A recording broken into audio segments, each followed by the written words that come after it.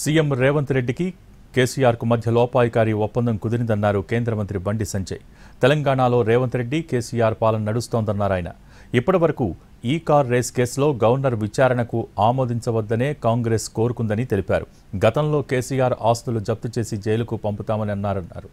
రేవంత్ రెడ్డి జైలుకు పంపకుండా కేంద్రం మీద నెపం వేస్తున్నారని ఆరోపించారు బండి సంజయ్.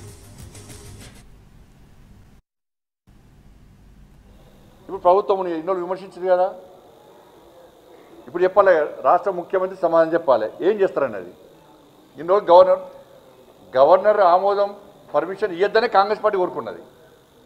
ఎందుకంటే బీజేపీని బదనాం చేయాలి, ఎందుకంటే వాళ్ళ మధ్యలో ఉన్నాయి కదా, దోస్తాను ఉంది కదా.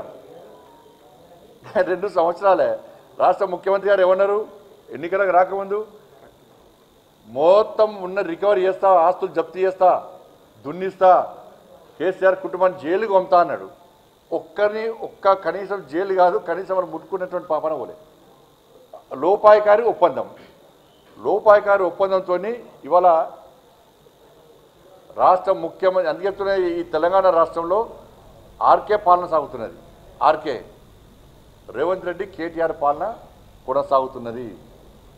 అది తప్పించుకోవడానికి మా మీద